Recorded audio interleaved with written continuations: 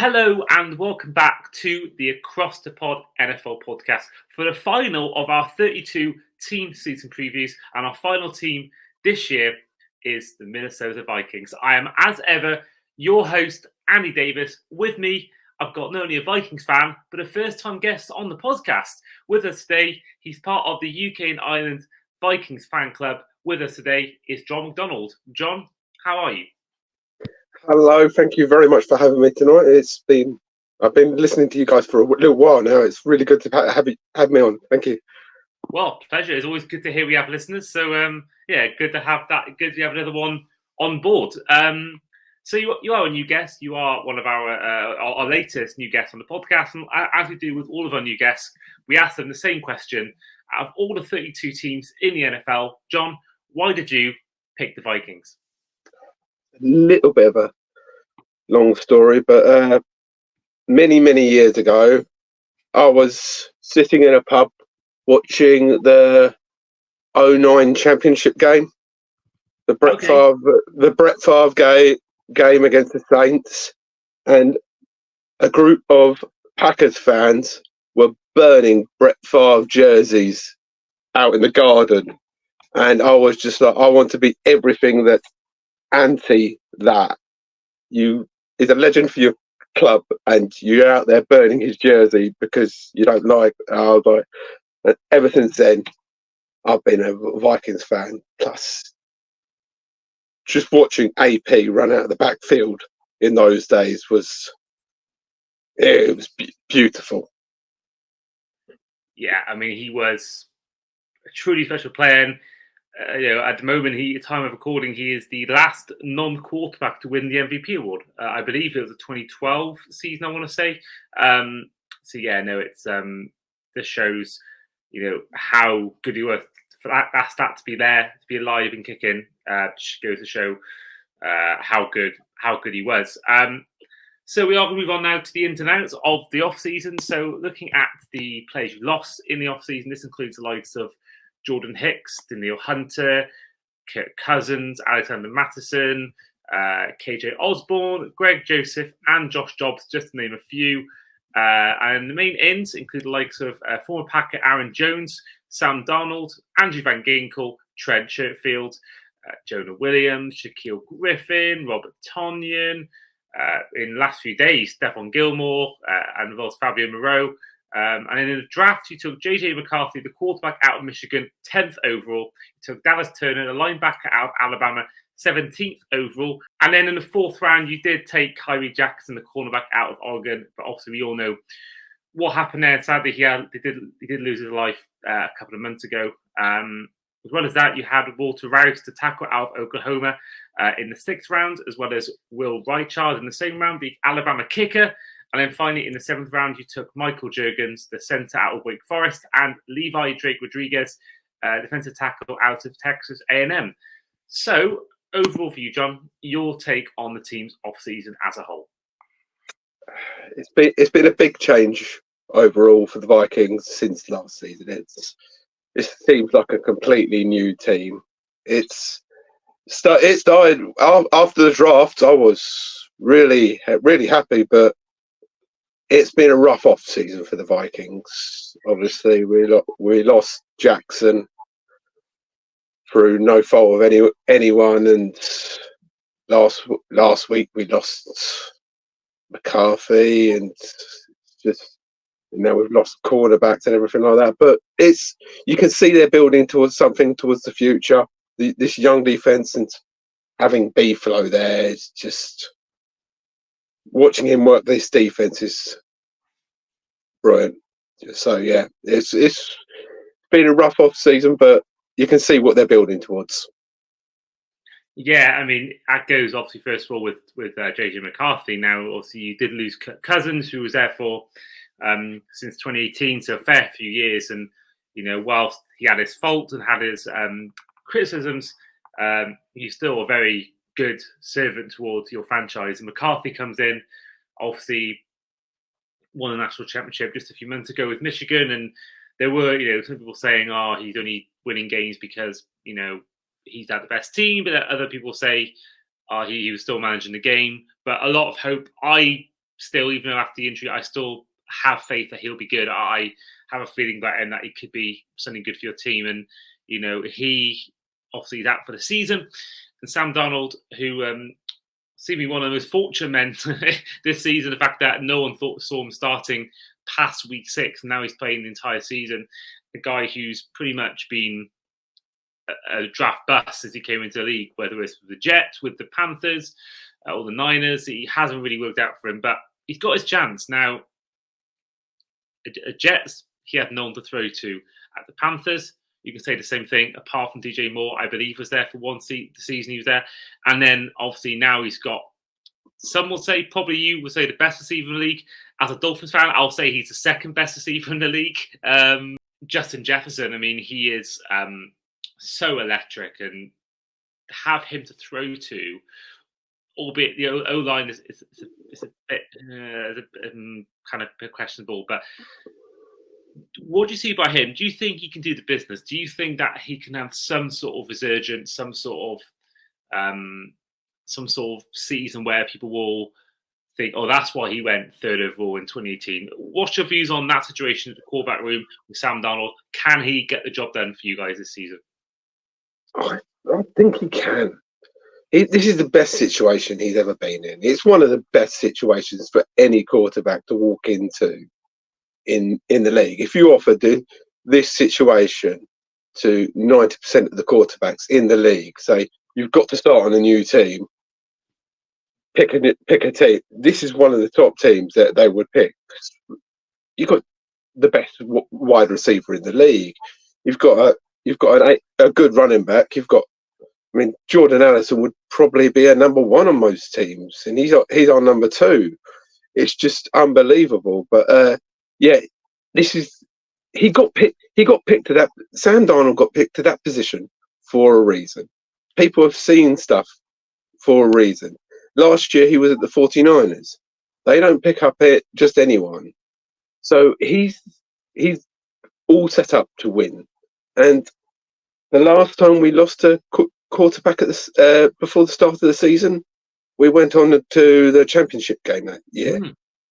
So I'm not expecting that this year, but just don't be sleeping on the Vikings.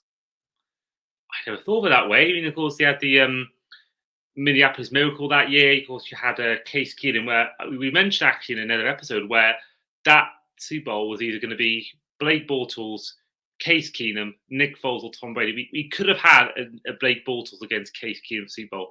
That would have been stuff for the ages. And I remember actually, at that point, I'd fully converted. My story is, for those who are regular listeners, I do apologise for repeating myself here, but 2009, became a fan of the NFL. For years, just watch the highlights and check the results. 2015, start watching games live. So I was still fairly new to the sport, watching it live when I watched that Minneapolis Miracle. And I'd actually been on a work stew that evening. So I'd come home really, really drunk, like ridiculously drunk. And I came home, I think, for the final minute and a half. I think the 2-minute warning had just elapsed in that fourth quarter. And I think that was just... what a time to come home to. That was an amazing moment. And I kind of thought, I think in the morning, I kind of thought, did I dream this? Or did I actually see that happen? And yeah, that must have been just, even more for you, must have been just an amazing moment. I don't know whether you watched it with the other UK fans you're friends with, or whether you watched it on your own or with family or friends. But yeah, that must have been just an incredible moment for you to witness.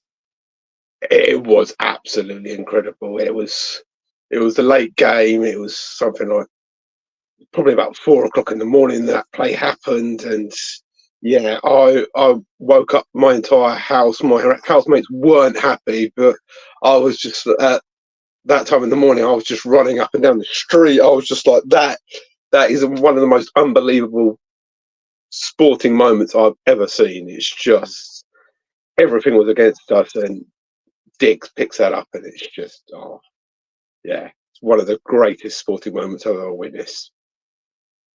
I don't know whether I'm sure you have actually. It's probably come up in your social somewhere on the Vikings fan club. But you look at there was a video taken of footage from inside the stadium.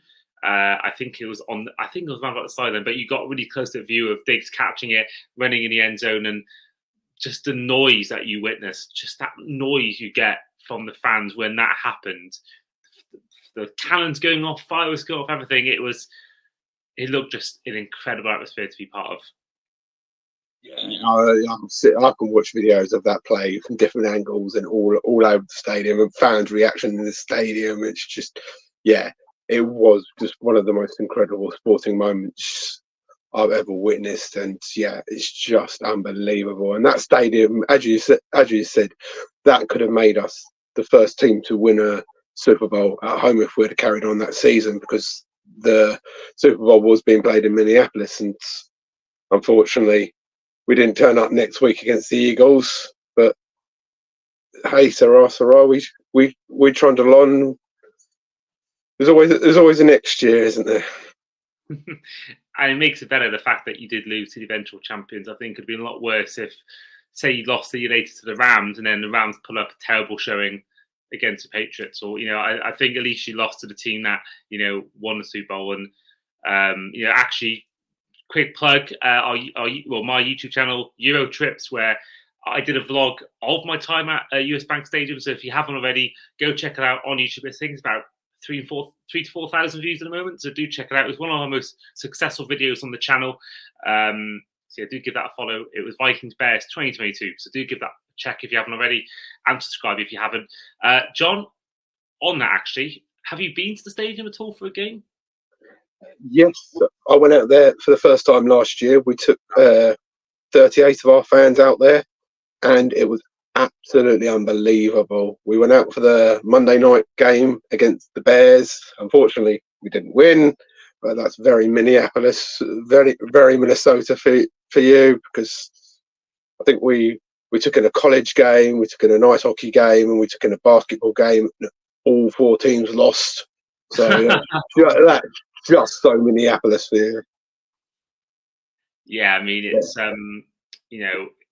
I did a comparison video with Premier League teams and NFL teams. I don't know whether you follow football or not, but I compared it to Tottenham because of just that history of just losing games and losing big finals. You have lost 4 Super Bowls. One of them was to my team, albeit years before I was born. But it's an incredible stadium, and I got to walk. I went on the elevator to get to my seat, and I walked past the big horn as they were doing the big horn and the goal chant. And yeah, it's I want to shout out Nathan Highway Sports as well, because I came on his podcast once as a guest, and on his podcast we did our ranked all 32 stadiums, all 30 stadiums from 30 to 1, and that was my number 3.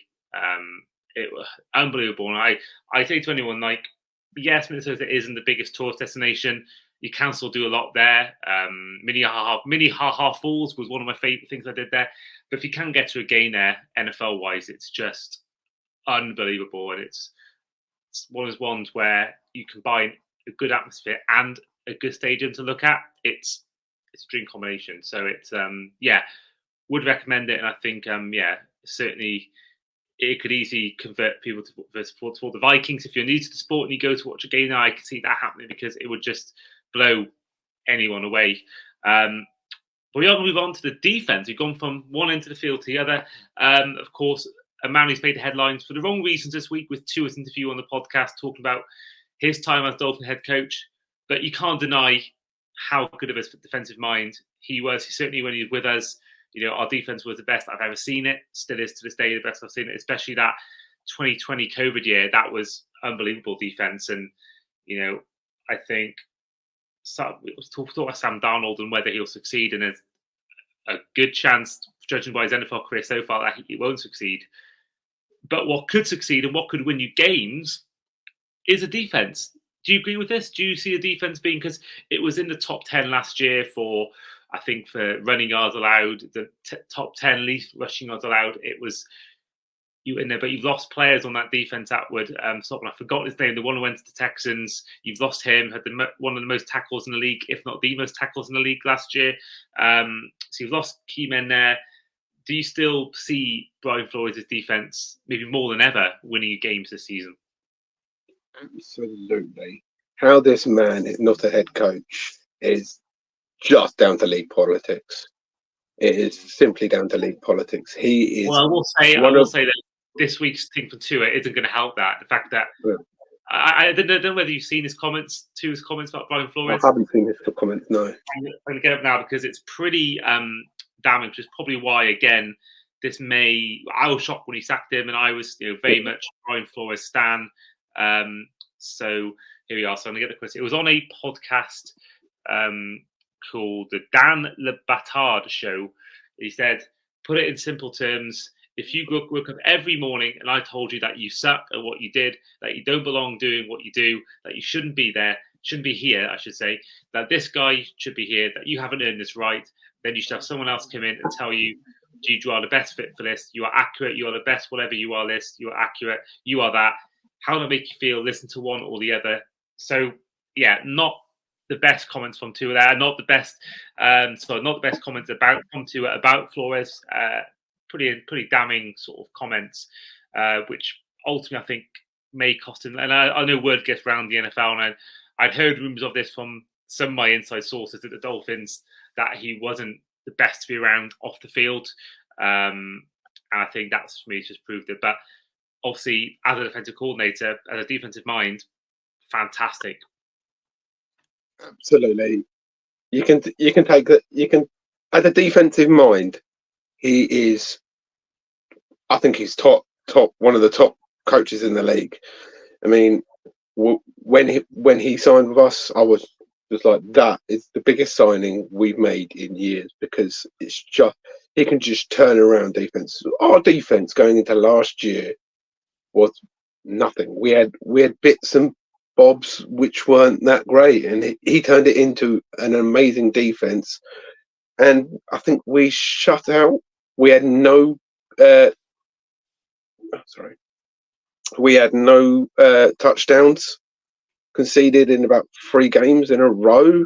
So just clear no touchdowns, and it's just he really gets that defense going for him, and we all know his style. He likes a blitz defense, and he likes to hit the quarterback. That's what he, when you play Brian Flores, you know what you're going to get, and still teams struggle against him.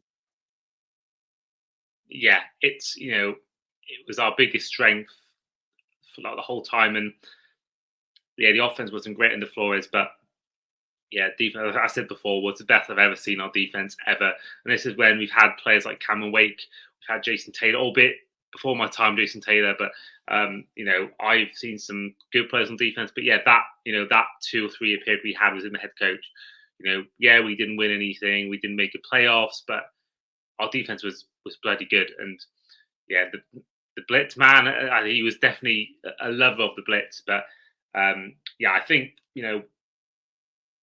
we talked about it then, the fact that we had Case Keenum, Blake Bortles, and Nick Foles, who were in that playoff championship weekend the year the Eagles won it, the year 2018, the year you made it as well, the NFC Championship.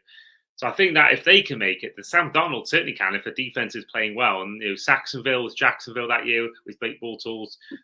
That carried Blake Bortles. He wasn't the reason why they were there. It was their defense. I think that, whilst you're a tough division and, you have lost some players, I think the defense can make you at least a playoff contender.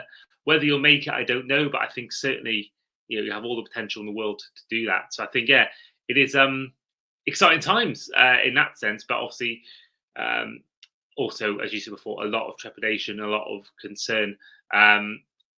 But we will head to our final segment, which is going to be our win-loss tie section. For those of you who aren't familiar, who are listening to this podcast for the first time, each fan that comes on predicts their team's records by going through each game and answering with a win-loss tie answer. So let's head to week 1, and you take on the road, the New York Giants. John, win, loss, or tie? I've got us down for a win on this one. Last time we played the Giants was in the playoffs. At our place, we should have beaten them. But yeah, I've got us down for a big win here. That game ended up giving me the worst take. One of the worst takes I've ever mentioned on this podcast I thought Daniel Jones was Eli Manning 2.0 after watching that game. I thought terrible in the regular season, comes up trumps in the postseason. Now I'm fully aware that he could. I don't think they will, but the Giants could make the playoffs and he could have this performance. But that gave me what turned out to be one of my worst ever, by far, NFL takes. That was I don't think it's anywhere near Eli Manning standard. Week 2 is your first game at home. It's against the San Francisco 49ers. Yeah, this is a loss. We beat them last year, but yeah, this one's a loss. Okay, so week 3, see Stephon Diggs return to Minnesota as the Texans come to US Bank Stadium. Yeah, we've also got Hunter returning as well, who's just gone down there this year, but that was a loss as well. They're really good this year. Yeah, their way of doing it is just amazing. I mean, it's everyone thought they tanked wrongly and they'd gone for a win in the last day of the season and they thought they were ruining their chance again and then won over a pick. Turns out so far after year 1 they've got the better quarterback out of it. So and they've obviously improved their squad massively now. Obviously, I mentioned before, took one of your boys on defense, and they have Tank Dell, Stephon Diggs, and Nico Collins as well as Dalton Schultz for Stroud to throw to. It's great time to be a Texans fan. Week 4 is a road game, this time against the Green Bay Packers.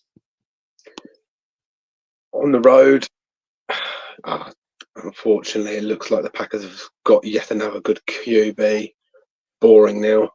Yeah, this is another loss.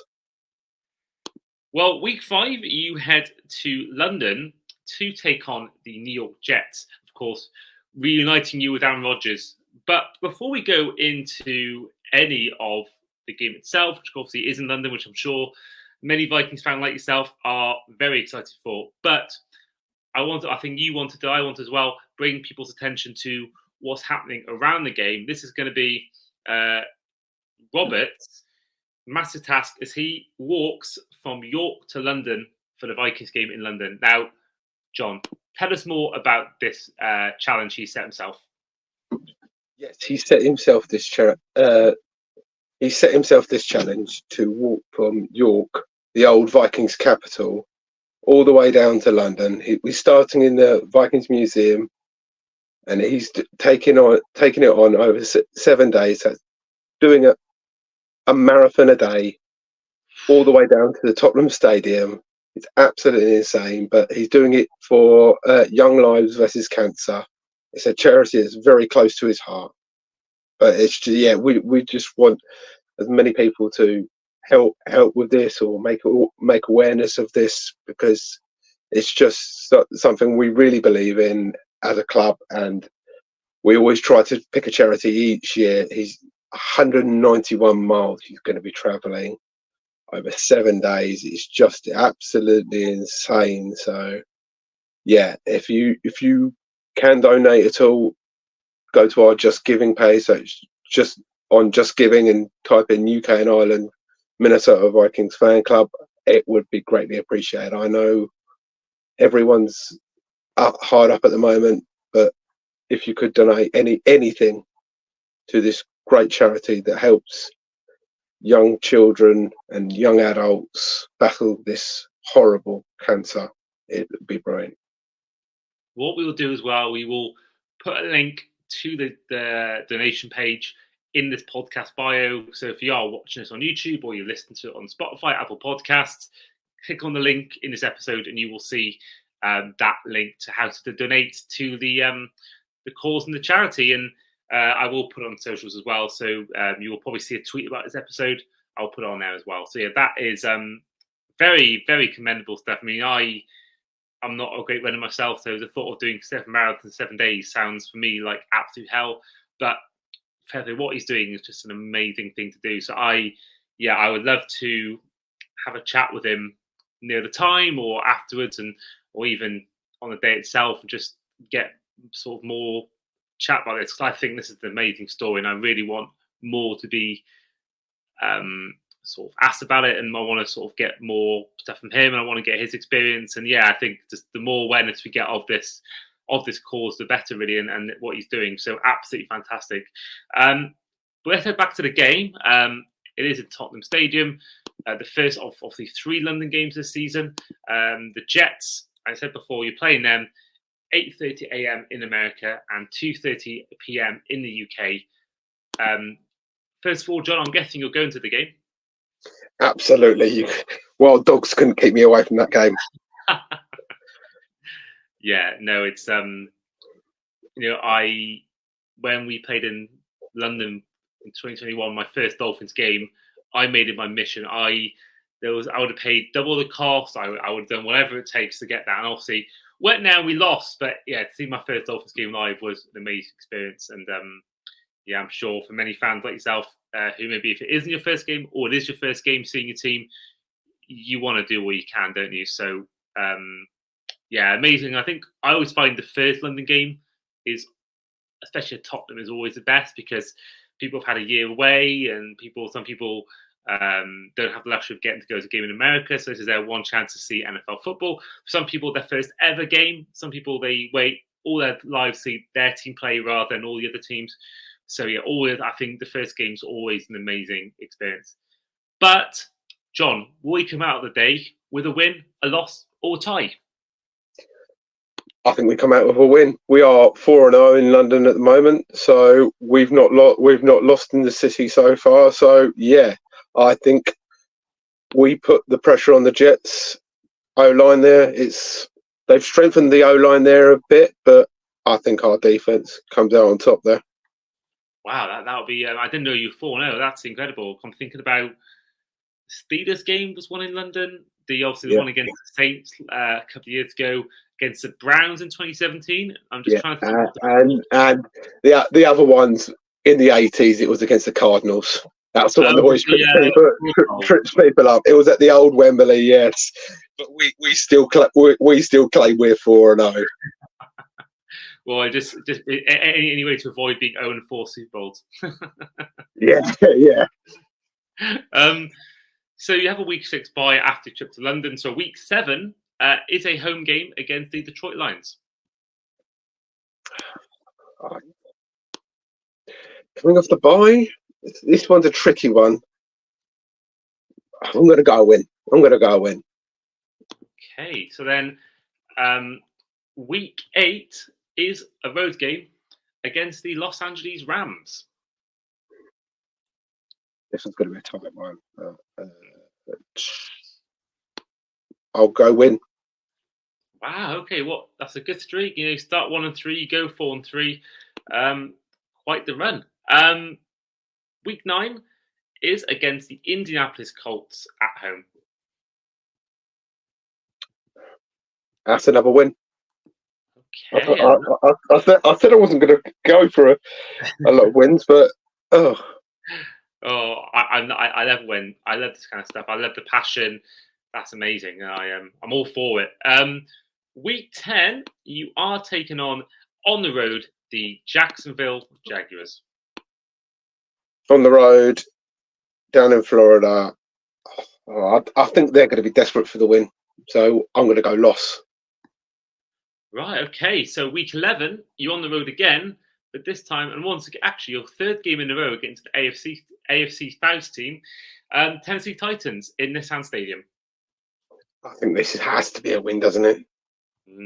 Yeah, they're going to go. I think they're going to. I can see them being a playoff contender, just about sneaking in, or just missing out, or being completely terrible. I think it's interesting how they'll do with a new head coach and without Derrick Henry. I think that's going to be a really, really interesting team. And speaking of which, actually, week 12 is by far the media darlings of the off season. Stars of Hard Knocks, you take on the road the Chicago Bears.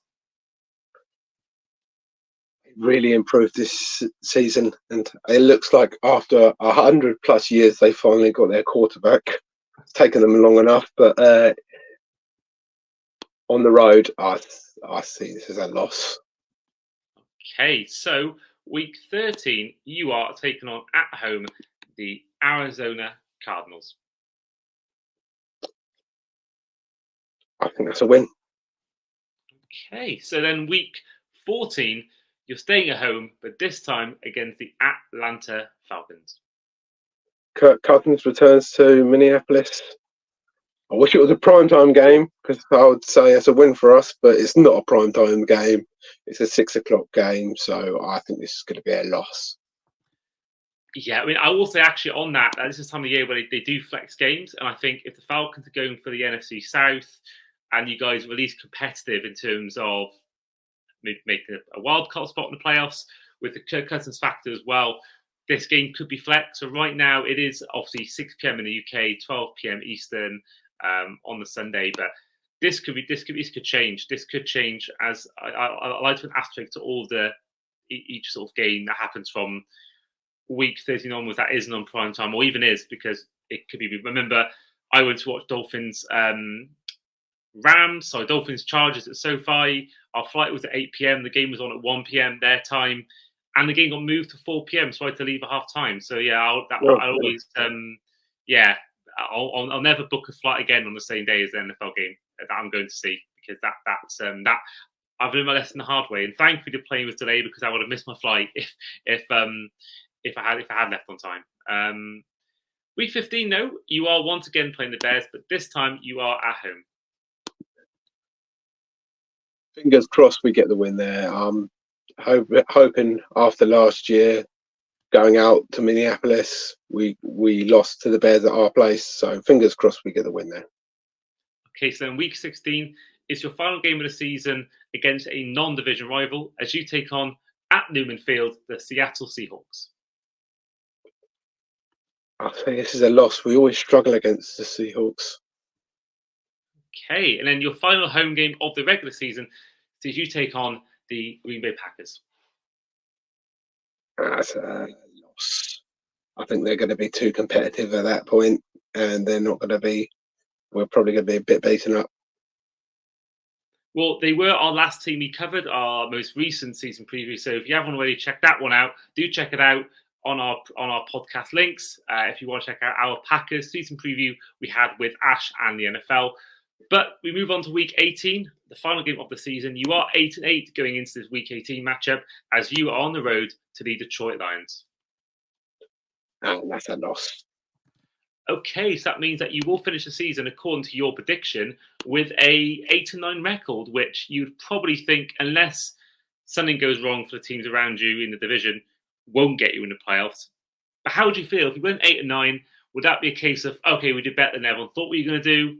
Or would you think, oh, we came so close to making the playoffs? How would you feel if you went 8-9? We went 8-9. That's very Minnesota. The reason we always struggle is because we pick in the middle of the draft. Mm-hmm. We've never been bad enough to get near the top of the draft. We've never been good enough to pick at the end of the draft. But yeah, that's very Minnesota. And if we finish with that record, I think the future's bright. I mean, we've just lost our future QB, so you lose your future QB and you're still kind of competitive, which sounds like we will be. I'll be happy with that. Fantastic. And what a lovely way to end the podcast for today, and to end our 32nd out of 32 team season previews for the third year in a row on Across the Pod. Before we do that, John, huge thanks again for coming on. Thank you very much for having me. Thank you very much for having me on this great pod. No problem at all. And for those who haven't yet come across yourselves or the Vikings fan club, tell the audience how they can find yourself and the fan club on social media. Yeah, you can find us at UK and Ireland Minnesota Vikings fan club across all social medias. We've got lots of events planned for London game. So even if you're not a Vikings fan, come along and join us. We're doing a joint tailgate with the Jets on game day. We've got 2 pubs hired out between us, and we've got our own branded bit. We've got the Vikings branded beer we've created from the fan club that the pub's going to be doing on tap at the game day. So it's going to be absolutely brilliant. So yeah, come along and join us. Wow, that's amazing. Your own beer, that's incredible. Will that be with Olivia by any chance from the Jets fan club? Yes. We're working with a few of the Jets. We're working with a few of the Jets fan club, and yeah, they're brilliant. They're absolutely all brilliant out there. Brilliant bunch of guys. Olivia came on the podcast for the Jets season preview, and she talked all about their their work at the Jets fan club. So even though I'm not a fan of the team, I like what the work they're doing. So yeah, that should be a good event. And yeah, do give both him and the Vikings fan club a follow if you haven't already. But yeah, that is where we will end this podcast for today, and we will end our annual team season reviews. Thank you for everyone who's listened along the way, and thank you for all the support and all the retweets, all the likes, all the listens and downloads. We do massively appreciate it on this podcast. There will be a little bit of a break now. This podcast is being recorded on August 20th, be released on August 22nd. So we will then be recording on the 30th of August our season prediction episode with Stephen Luke, where we once again for the fourth year in a row predict all the division winners, all the awards, and who wins the Super Bowl. So that will be released most likely, probably I would say around the 1st of September. So maybe the last Sunday before the season begins. So keep an eye out for that. So there will be a little bit of a week's break. Give myself a little bit of a detox before the season starts and get my excitement up. And yeah, so stay tuned for that one coming next, our season predictions episode. But yeah, this has been the Vikings season preview with your host, Andy Davis, your guest today, Vikings fan, John McDonald, and we'll see you guys for our season predictions episode. Take care.